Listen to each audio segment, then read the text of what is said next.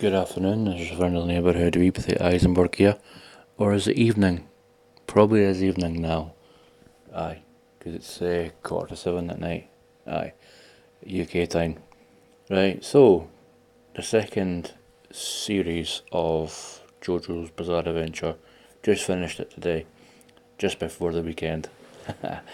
um, to be quite honest with you all, I didn't like it to begin with because it was too, how can I put it, in your face.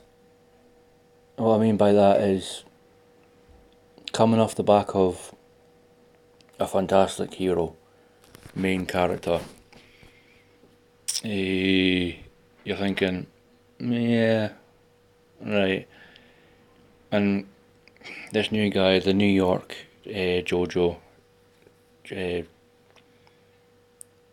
Joseph Joestar Jr.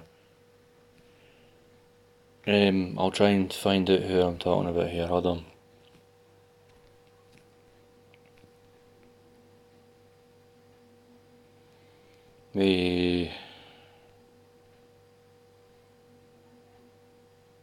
Right, this guy here.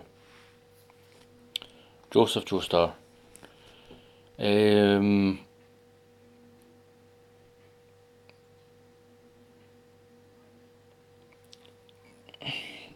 He's okay. He's not great though, because his granddad, the one before him, was better. But obviously, like with everything, like second seasons are always kind of like not as good as the first one. Now, I noticed what my pal was saying about this series, that the first series is a lot better than the second series, because I agree with him also, because it started to get a little bit silly, because how it is.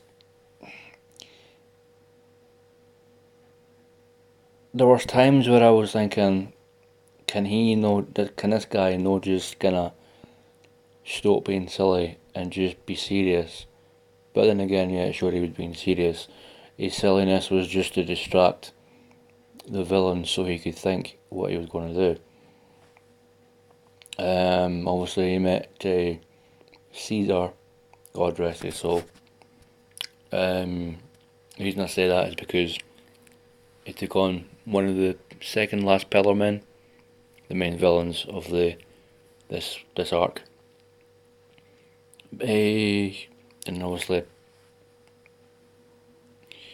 he did what the Zeppeli family does, kinda like dies prematurely, but in a way to help the MC, the main character of the story, progress. And all this time, he didn't realise that he was. Didn't realise that he was training alongside his mother, Lisa. I mean, it was obvious to me that she was his mum, because after a while, it was a question that he asked her just before they went to face Cars, the main villain of the series that I've just watched. And Joseph had figured out, he was saying this is like, what age are you? So he's like, well, that was over 50 years ago, meaning that, because they pieced it together, like the stuff from series 1 linking into series 2, and he was thinking, oh, you must be over 50 then, but this whole Hamon thing keeps you young. You look like you're in your late 20s, not 50. And I knew from her reaction, that she was his mum, even before the main characters like Speedwagon had said to him. Also, where am I going with this? So basically, he trains and he learns to hone his powers alongside Caesar, who is the descendant of the original fella that helped out the previous hero. Kind of feel sorry for him though, because the Zeppeli family are kind of born and destined to help the Joestar family train in Hamon. Well, up until the point of Stardust Crusaders, obviously. And then they kind of push that to the side. What was saying? Also,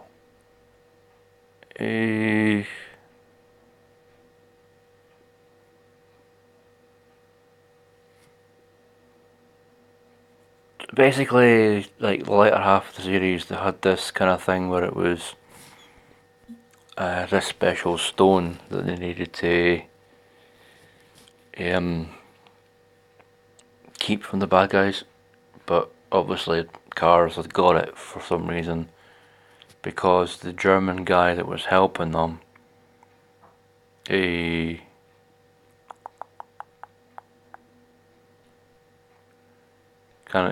name's no one here, obviously.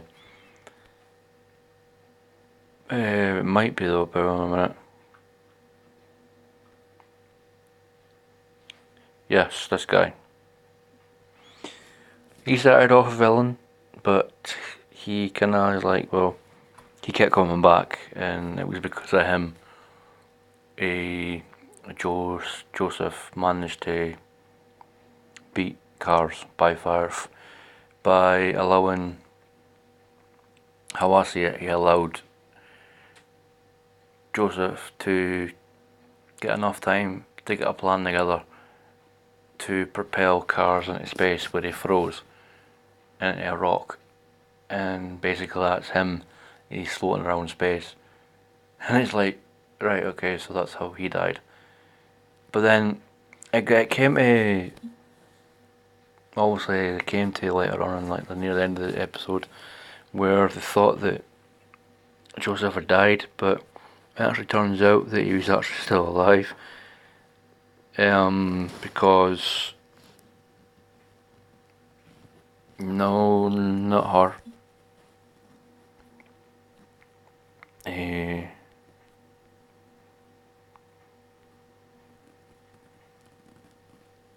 Susie Q. She nursed him back to health. And Joseph was like, didn't he send him a telegram to tell him I was okay? And she's like, telegram? And he's like, and his hand starts to like kind of get all clicky in that, because obviously he had replaced his hand with his arm that he got chopped off in his fight with Cars from that German guy, because they gave him a new arm. And his hand's going crazy, clicking everywhere, like malfunctioning. And Susie Q turns around and she goes, no reason to get all clicky now. And I'm like, oh my god. Aye, so it's a happy ending obviously, and it showed what happened to them all. Irina, sorry. She died. While other loved ones are in a bit her.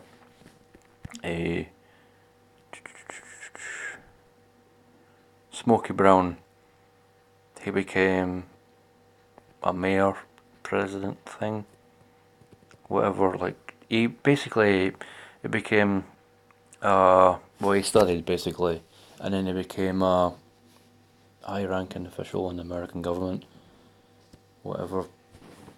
You can watch it and you'll see what rank he got.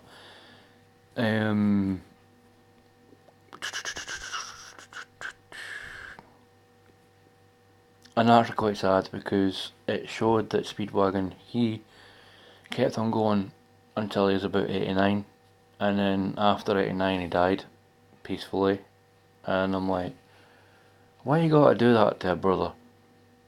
He was my favourite character in Series 1 and Series 2. I was hoping he would be in Series 3, but obviously they had to clean house and get everyone out to get new folk in. And hello there, Andy Costa. I'm a little bit annoyed that they killed off Speedwagon due to old age. He didn't even reach 90. He aged up until 89 and then he died. And I'm like, oh my god. How could you do this to me? He was my favourite character. Just because of his silliness, to be honest. And then obviously it kind of ended. The satisfying screen appeared. Part 2, Battle Tendency, finished. Yep. And near the end after this, the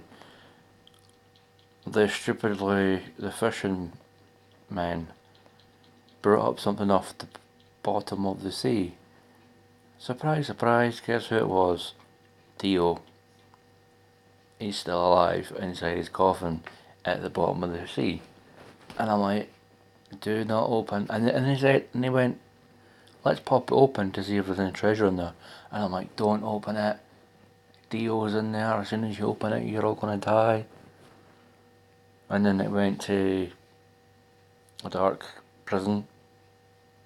And it went all the way down the hallway, if I remember rightly.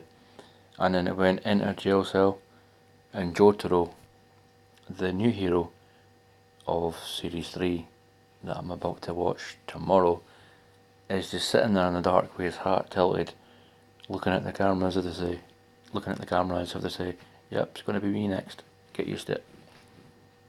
So, yep, there'll be another review after I've seen all of all of Stardust Crusaders, which shouldn't be too long from now, because I'll be starting Stardust Crusaders on the 31st of August 2019,